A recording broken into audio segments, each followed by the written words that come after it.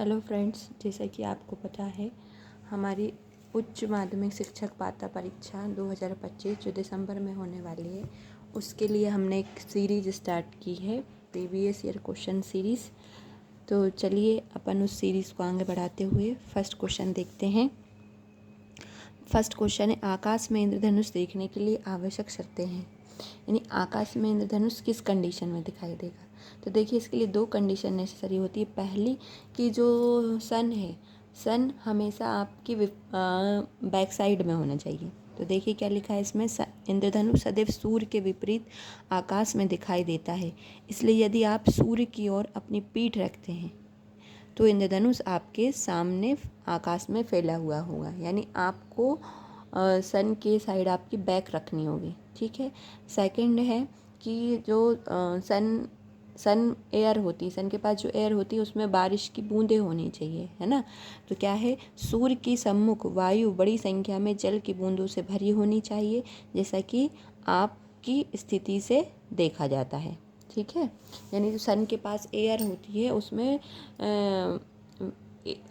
जल की बूंदें होनी चाहिए। ठीक है ना, जो बारिश की बूंदें होती हैं वो होनी चाहिए। ठीक है। नेक्स्ट क्वेश्चन पे चलते हैं। नेक्स्ट क्वेश्चन है, एक समान विद्युत क्षेत्र में रखे पी आघूर्ण के विद्युत ध्रुव की उच्चतम निम्नतम ऋणात्मक स्थितिज ऊर्जा होती है जब पी और ई के बीच में एंगल होता है। यानी क्वेश्चन में ये बोल रहा है कि जो पोटेंशियल एनर्जी होती है, तब जब पोटेंशियल एनर्जी ऋणात्मक होती है यानी न्यूनतम होती है, तब पी और ई के बीच में एंगल कितना होता है। तो देखिए, एक समान विद्युत क्षेत्र में रखे द्विध्रुव की स्थितिज ऊर्जा के लिए ये फॉर्मूला है, U = माइनस का PE cos थीटा। ठीक है। और न्यूनतम होने के लिए पी और ई के बीच में जो एंगल है ना, वो कितना होना चाहिए, 0 होना चाहिए। क्यों? क्योंकि अगर आपको पता है कि cos 0 की वैल्यू क्या होती है, 1, और 1 रखेंगे तभी इसमें आ जाएगा माइनस का पी। cos 90 अगर हम इसमें पुट करेंगे तो 0, जो तो बिल्कुल 0 आ जाएगी वैल्यू। और 180 रखेंगे तो वो प्लस का पी आ जाएगी, यानी वो मैक्सिमम वाली कंडीशन में आ जाएगा। यानी अगर आपके यहाँ पर न्यूनतम की जगह आप अगर यहाँ पर वो लिख दे अधिकतम धनात्मक, तब पी और ई के बीच एंगल होगा 180, और इस कंडीशन में कौन सा एंगल होगा, 0 डिग्री। आई होप आपको ये क्वेश्चन समझ में आया होगा। नेक्स्ट क्वेश्चन पर चलते हैं हम। देखिए नेक्स्ट क्वेश्चन क्या है, द्रव्यमान और चाल के मापन में प्रतिशत त्रुटियां 1% और 2% है। द्रव्यमान और चाल के मापन द्वारा गतिज ऊर्जा के आकलन में त्रुटि होगी। यानी जो काइनेटिक एनर्जी है, वहाँ उसके आकलन में क्या एरर परसेंटेज बताना है आपको। तो जो काइनेटिक एनर्जी का फॉर्मूला आप सभी को पता होगा, 12 mv²। तो देखिए बिल्कुल इजी होता है। इसमें जो परसेंटेज एरर होती है वो हम कैसे निकालते हैं, del m/m प्लस, यानी जो पावर होती है वो आगे आ जाती है del v/v। तो आपको जो परसेंटेज मास में परसेंटेज एरर दे रखी 1, तो मैंने यहाँ लिखा है 1, और आपके जो द्रव चाल है, जो वेलोसिटी उसमें दे रखी है, स्पीड में दे रखी है 2, तो 2 × 2। इसको जब हम सॉल्व करेंगे तो एरर परसेंटेज कितना जाएगा, 5%।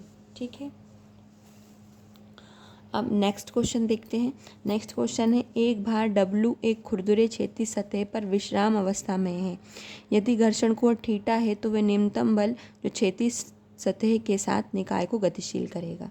अब आपको पता होगा जो फ्रिक्शन एंगल होता है, एंगल ऑफ फ्रिक्शन जिसको हम बोलते हैं इंग्लिश में, उसका फॉर्मूला होता है tan θ = F/n। अब यहाँ डायग्राम में आप देख लीजिए, ये ब्लॉक रखा हुआ है, ये जो एंगल है वो फ्रिक्शन एंगल है।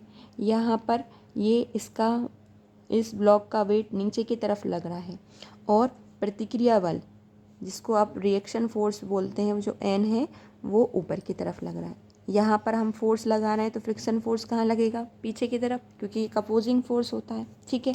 अब देखिए इसमें क्या बोल रहा है, निम्नतम बल।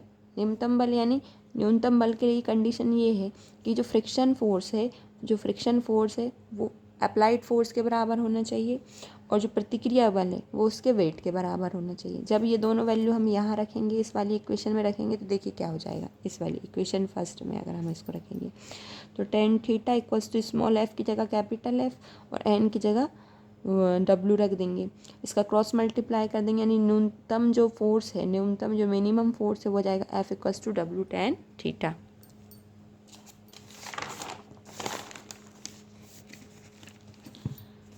देखिए फिर उसके बाद नेक्स्ट क्वेश्चन है, एक हवाई जहाज एक समान वेग के साथ एक ऊंचाई पर क्षैतिज रूप से उड़ रहा है, तब हवाई जहाज पर कार्यरत शुद्ध बल है, हमें नेट फोर्स बताना है। तो इसमें हमने इसका आंसर हमें मिलेगा न्यूटन के फर्स्ट लॉ से। न्यूटन का फर्स्ट लॉ क्या कहता है, यदि किसी पिंड पर कुल बाहुबल शून्य, यानी कोई एक्सटर्नल फोर्स ना लगाया जा रहा हो, तो त्वरण क्या होगा, शून्य होगा। अब यहाँ पर क्वेश्चन में देखिए आपको क्या दे रहा है, एक समान वेग। और जब कोई भी ऑब्जेक्ट एक समान वेग से यानी यूनिफॉर्म वेलोसिटी से जब मूव करता है तब त्वरण क्या होता है, शून्य होता है।